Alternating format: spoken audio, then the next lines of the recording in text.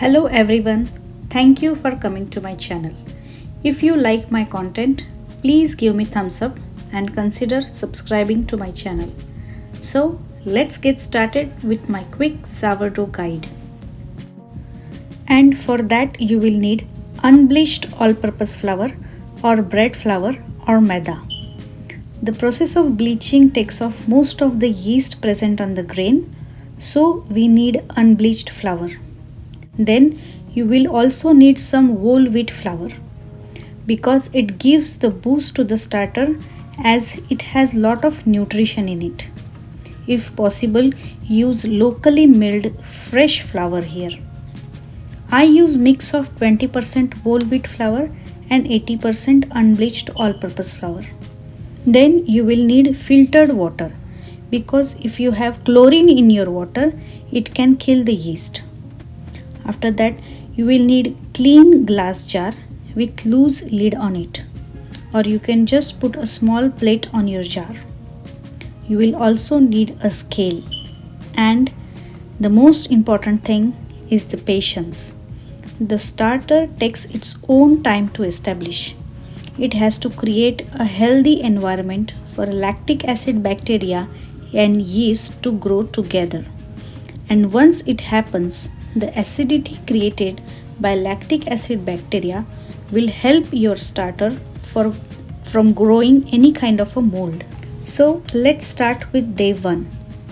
On day 1, take your flour mix, measure equal amount of flour and water, stir in together thoroughly and put a loose lid on it and put it aside on your kitchen counter.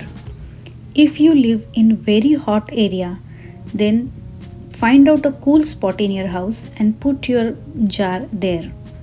So let's say we start with 20 grams of water and 20 grams of flour, and we'll wait for 24 hours. So on day 2, two things can happen.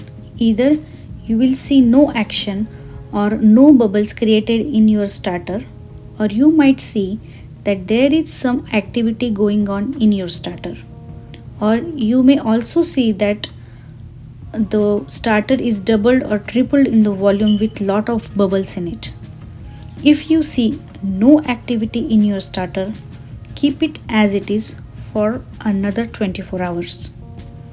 If your starter has grown, then we have to start feeding it. We will take 20 grams of that starter and we will add 20 grams of flour and 20 grams of water in it, and we'll again mix it together and keep it aside. The remaining 20 grams of starter, you have to discard it.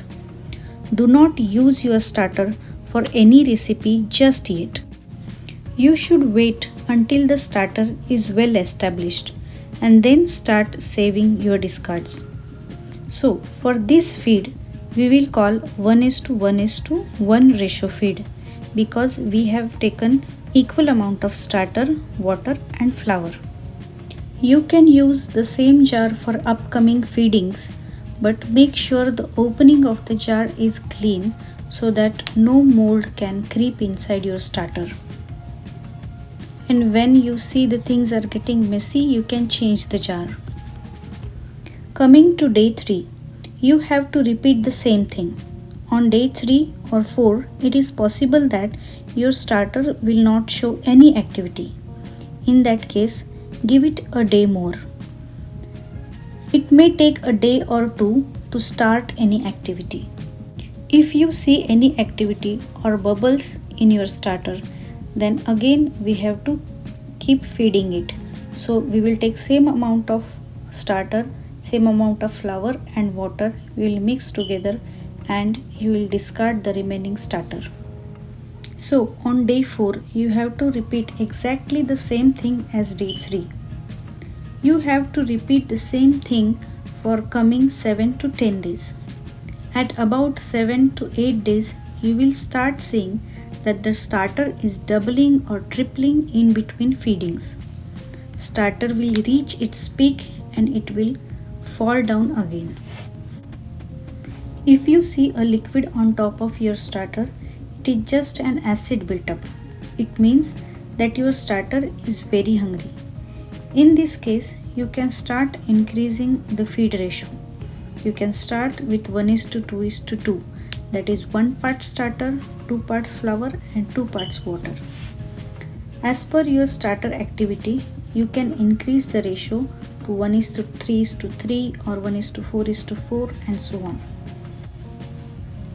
In about 15 days, it will develop properly and start tripling in 5 to 6 hours at around 75 degrees Fahrenheit. This can take some more days too. You have to keep feeding it. Once it starts consistently tripling in 5 to 6 hours, it is ready to bake a bread. And you can start saving your discards for discard recipes.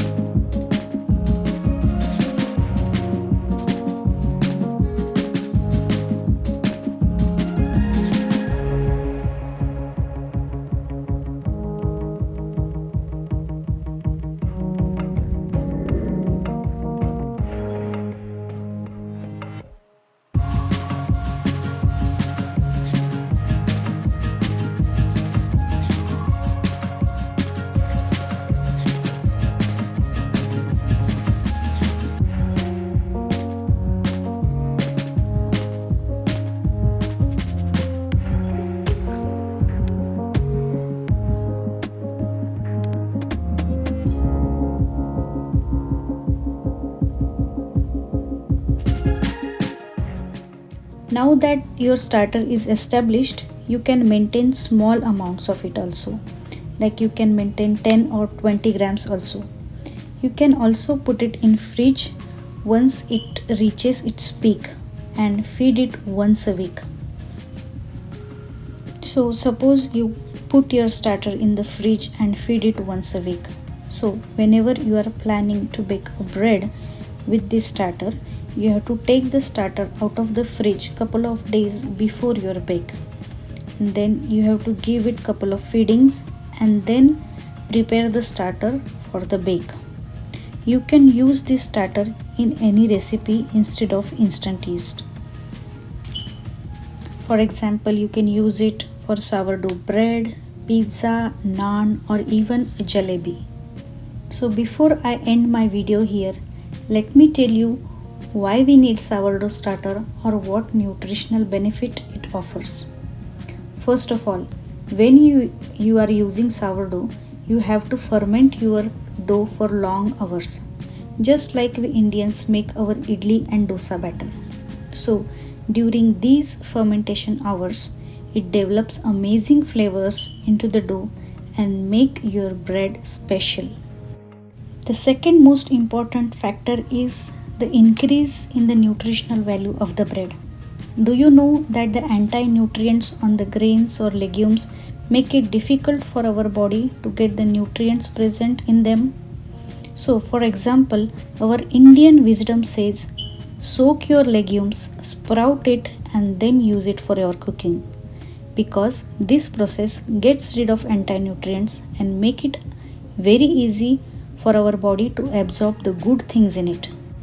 Similarly, sourdough fermentation process pre-digests the anti-nutrients like phytic acid and makes it easy for our body to absorb all the minerals present in it, and it makes it light on our stomach.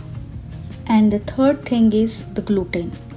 As all of we know, the gluten is very difficult protein to digest. Lot of people cannot even tolerate gluten in their diets. This sourdough fermentation also breaks down the gluten and make it easy on our stomach.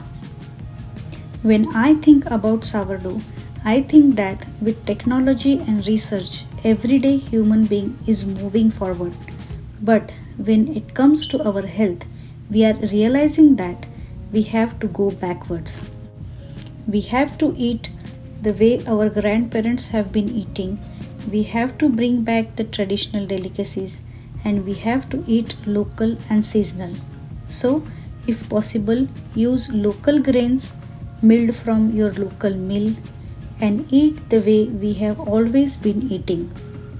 Making sourdough can become a fun project with your kids, and that way you get to teach all the traditional wisdom to them because no university in the world will teach your kids how to cook and eat their food.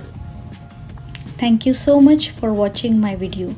If you have any queries about sourdough, then please write me into the comment.